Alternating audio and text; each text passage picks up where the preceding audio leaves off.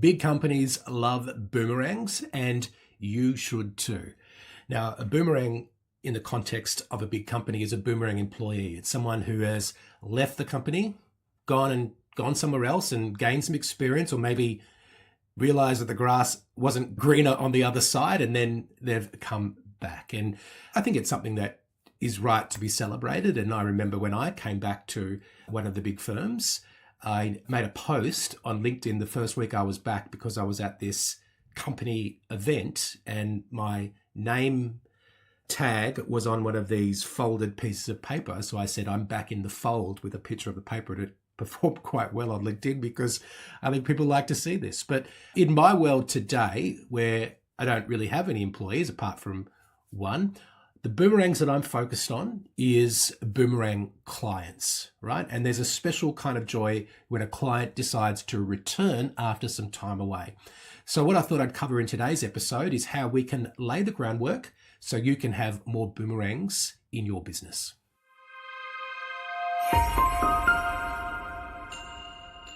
This is episode 233 of Commercial Real Estate Leadership. My name's Darren Krakowiak. I help commercial real estate principals to lead better, to grow faster, and to have less stress in their lives. And in October, in a couple of months, I'm jetting over to Perth for the REWA Commercial and Business Brokers Seminar. It's happening on Tuesday, the 28th of October. So if you are based in WA, make sure you do register for this event. I'm really looking forward to speaking at this special conference for commercial real estate professionals put on by the Real Estate Institute of Western Australia in late October. You can go to the REWA website for more information about that. So let's talk about boomerangs, because that's our topic today. And I think a boomerang really signals a vote of confidence in a company, right? Whether it's an employee who comes back or whether it's a client, people get a sense of satisfaction that someone who decided to leave then decided to come back on their own volition. And I want to speak more about clients, but also address employees, because I do sometimes from my clients get the question about whether they should take back an employee who left generally to a competitor for more money.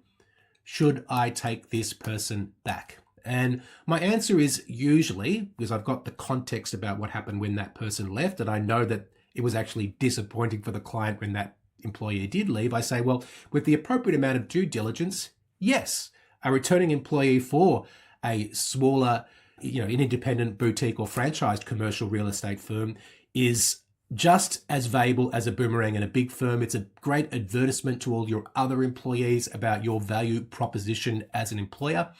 And I think one of the only reasons why people think about not taking them back is because, well, they were angry about the fact that that person left in the first place.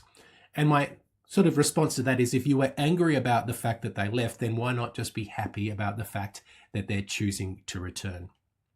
And I think the same should be the case with clients. Sometimes clients decide to leave, they go off, they try another service provider, they explore other options, but then they choose to return.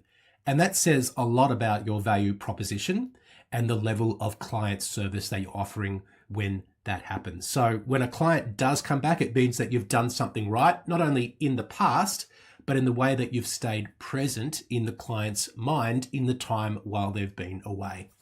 And one thing that I like to try and do when I am serving clients is to provide a level of service, support, and deliver so much value that they would regret leaving, and that would create a contrast to working with me as opposed to not working with me, right? The amount of value that I can provide disappears essentially, or it's not as ongoing and consistent in my ability to deliver it when someone is no longer a client. And I want my clients to miss that. I want them to want that back in their lives. And I think that's the same kind of principle that you can try and employ in your business.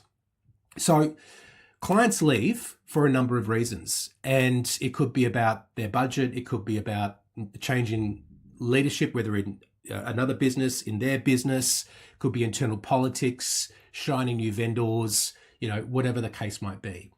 And the change that they make is not always a reflection of you and your service, right? It's not always about you. I think you should always be looking for where your responsibility lies, but it's not always about you. What is important though is how you handle the departure and the fact that you want to, I think, leave the door open to the opportunity to working again. Because clients will remember how you made them feel, especially when the relationship ends. And this applies also for when employees leave, right? If they have a positive memory of their final experience with you, that's going to make it more likely that there's going to be an opportunity for you to work with them in the future. So the way that you act when an employee or a client leaves can make them instantly question their decision to leave, right? I kind of would think, particularly when it was employees leaving, I would be so nice upon their exit that I would want them to second guess their decision to be leaving in the first place. And I think that happens because when you're magnanimous and when you're gracious when people leave, it makes the most recent interaction they have with us a positive one. And that also reacts as a lack of a barrier to them re-entering the relationship, right? Because they know that the pain of leaving was not a reason for them to not return, because I'm not going to make it hard for them if they choose to exit. What I want them to do is to feel as easy as possible to rejoin. So when a client comes to me and says, hey, it's been great working with you for the last couple of years, but I want to stop now, my position is always one of gratitude. Gratitude for the time that they've spent being a client, rather than coming at it from a position of being aggrieved by the fact that they've decided to leave. And again, this is something that you can do with your employees and also with your clients. And when there is no friction, when they leave, it just lets them know that if they do return, they're not going to have to deal with that awkward conversation about leaving again. So what is it that you can do when someone leaves to increase the likelihood that they will come back, as opposed to just being gracious and magnanimous when they do leave? There's obviously ways to stay in touch via email and LinkedIn and just occasional check-ins without any particular agenda. We want to be demonstrating value publicly. And that's why I stopped just before, where I said, like, I'm not delivering any value anymore when a client leaves. Well, I'm still doing this podcast. I'm still posting content on social media. I'm still sending out a weekly email. I'm still releasing a weekly newsletter. So there is still opportunities for me to deliver value to them. And what I want to do is just make it easy for them to re-engage when it's time, and not with a guilt trip, but really with open arms and letting them know that we'll always be welcome. They will always be welcome to come back. It makes me think this episode of a couple of stories of clients who have left. You know, what makes them leave is different to the reason that makes them want to come back. And what makes them come back is usually something has changed with their circumstances, right? And what is always really good is the fact that the second time that you work with a client, and this could be the same for employees as well, although I think with employees it's less likely to be. Sometimes employees come back and some of the issues that were there that led to them leaving resurface. But with clients, when clients come back, I find it's easier to work with them a second time because you already know each other quite well. And there's not that awkward onboarding phase. You can find a kind of just slip right back into the way things were, kind of like when you see an old friend that you haven't caught up with in quite a while. So really today's episode is just about the importance of setting yourself up to have Boomerang clients and also Boomerang employees. Because for me, in a relatively small business where I'm not hiring lots of people, Boomerang clients are the biggest compliments that I could receive, because I'm not going over, turning over lots of employees.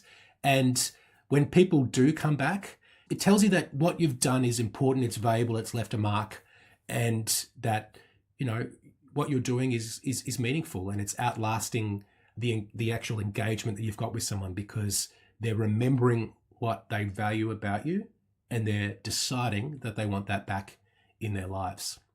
So the message from today's episode is, when a client decides to move on, the next time that happens to you, don't take it personally. Just stay present, stay visible. And if they come back, just welcome them back into your life like you would a long lost friend.